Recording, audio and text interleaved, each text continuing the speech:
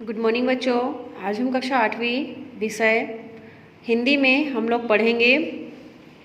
पाठ 10 पढ़ रहे थे कल, है ना। हम लोग प्रवास, आज आधा बचा हुआ था प्रवास का, उसको आज कंप्लीट करेंगे।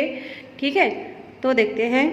अपनी इस लंबी यात्रा पर प्रस्थान करने से पहले प्रवासी चिड़िया इसके लिए बाकायदा तैयारी करती हैं। वे खाना अधिक मात्रा में खाती है ताकि चर्बी की एक तह सी बैठ जाए जो उनकी यात्रा में उनके शरीर को ताकत प्रदान करती रहे। चिड़िया क्या करती है, इतनी लंबी यात्रा पर जाने से पहले खाना जो है अधिक मात्रा में खा लेती हैं, जो एक चर्बी की तरह क्या तह सी बैठ जाए जो उनकी यात्रा में उनके शरीर को ताकत प्रदान करती है। कुछ चिड़िया क्या करती है, अभ्यास करना और झुंड बनाकर उड़ना सीखना शुरू कर देती है ना। कई चिड़िया क्या करती है, छोटी चिड़िया जो रहती हैं वो झुंड में रहना और उड़ना भी सीख जाती है। प्रयोगों से पता चलता है कि सूरज निकलने और डूबने से चिड़ियों को प्रस्थान के समय का संकेत मिलता है ना। उनको पता चल जाता है कि कब सूरज निकलेगा और कब सूरज डूबने वाला है। लंबी यात्रा में सूरज ही उन्हें कुतुबनुमा का काम देता है। कुतुबनुमा से चिड़ियों को प्रस्थान करने के समय का संकेत मिलता है और लंबी यात्रा में सूरज ही उन्हें कुतुबनुमा का काम देता है। अब यह विश्वास किया जाने लगा है कि चिड़िया सूर्य के कोण के अनुसार ही मार्ग निर्धारित करती है।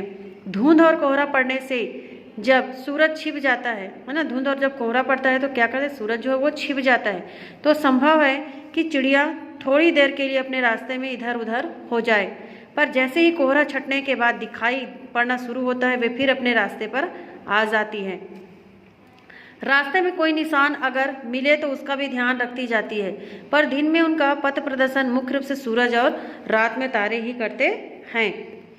चिड़िया अक्सर 600 से 1300 मीटर की ऊंचाई पर उड़ती है और ऐसे में छोटे निशान तो अक्सर दिखाई ही नहीं पड़ते, पर ये निशान कितने कम महत्व के होते हैं इसका सबसे बड़ा सबूत यह है कि कई प्रजातियों में चिड़िया का बच्चा जब पहले प्रवास यात्रा पर चलता है प्राय अपने माँ बाप से बिल्कुल अलग और उनसे पहले ही चल देता है। इसलिए हम यह मानने के लिए मजबूर हैं कि जिस बोध के द्वारा वे सूरज के अनुसार रास्ता खोजती है उसका विश्लेषण तो संभव नहीं है, अतः इसे सहज वृत्ति ही मानना चाहिए, है ना। क्या मानना चाहिए इसको, सहज वृत्ति।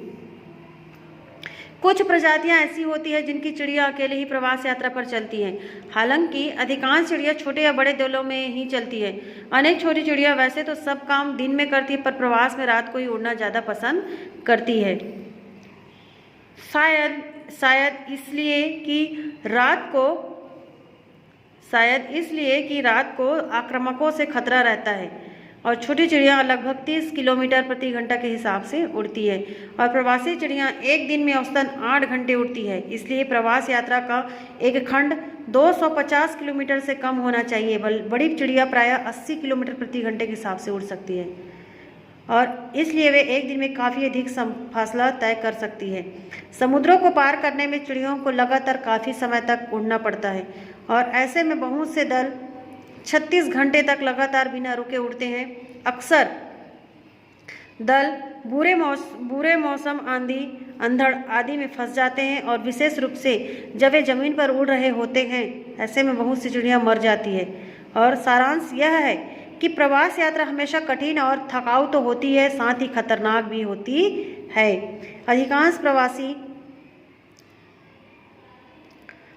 प्रवासी चिड़िया क्या करते हैं, अपना जाड़ा काटने के लिए, है ना, जाड़े का दिन है तो उसको काटने के लिए भारत आती हैं, पर यहाँ प्रजनन नहीं करती, है ना। प्रजनन यानी कि बच्चा पैदा नहीं करती, ठीक है। और बहुत सी चिड़िया जो है वो पूर्वी यूरोप में या उत्तरी और मध्य एशिया या हिमालय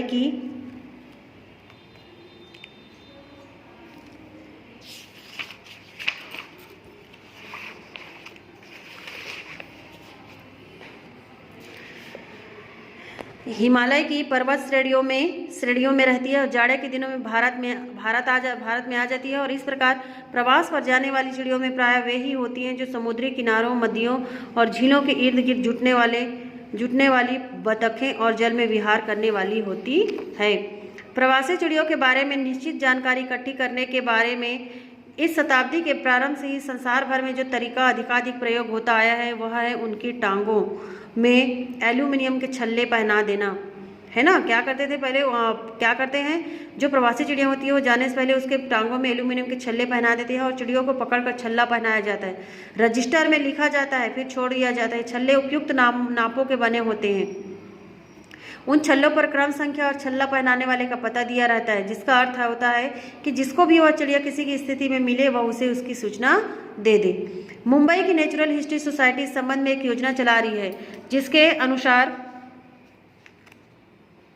विभिन्न प्रवासी प्रजातियों की चिड़ियों के छल्ले पहनाने का काम भारत के विभिन्न भागों में बड़े पैमाने पर किया जा रहा है और पिछले 5 वर्षों में उसको बहुत से ऐसे तथ्य और आंकड़े प्राप्त हुए हैं जो पहले बिल्कुल अज्ञात थे। कई जंगली बतखें 4800 किलोमीटर दूर साइबेरिया में पाई गई है और विभिन्न प्रजातियों के दूर दूर पहुंचने और पाए जाने से संबंधित बहुत सी उपयोगी जानकारी इकट्ठी होती जा रही है। छल्लों पर लिखा है नेचुरल हिस्ट्री सोसाइटी मुंबई को सूचना दे और साथ ही क्रम संख्या भी दी जाती है। पाठकों से निवेदन है कि वे इस बात को अधिक से अधिक लोगों को बताएं, जिससे उनको मालूम हो कि अगर किसी को कोई छल्ले वाली चिड़िया मरी मिले तो उन्हें क्या करना चाहिए। इस प्रकार जो भी सूचना एकत्र होती बहुमूल्य होती है और कभी भी व्यर्थ नहीं जाती है ना, कभी भी व्यर्थ नहीं जाती। इस प्रकार प्राप्त सभी छल्ले चाहे वे स्वदेशी हो या विदेशी सोसाइटी को भेज दिए जाने चाहिए और अगर किसी प्रकार से छल्ला भेजना संभव न हो तो छल्ले का सही नंबर, जिन परिस्थितियों में मिला, तारीख और पाने का स्थान लिखकर भेज दिया जाए। भारत में चिड़ियों के आवागमन के बारे में क्या है, समुचित जानकारी इसी प्रकार के सामूहिक प्रयत्नों द्वारा इकट्ठी की जा सकती है ना। मतलब उसको छल्ला पहना जाए, अगर वो चिड़िया कहीं पर मरे मिले या किसी भी अवस्था में मिले तो क्या करना चाहिए, मतलब उसकी जानकारी हमें प्राप्त हो जाती कि किसका है ना, चिड़िया किसके नाम पे है, तो हम उसको क्या करें, सूचना दे सके ताकि वो आके चिड़ियों को ले जा सके, है ना। ठीक है, उसकी जानकारी उनको प्राप्त हो सके। ठीक है, ये पार्ट जो है वो कंप्लीट हुआ।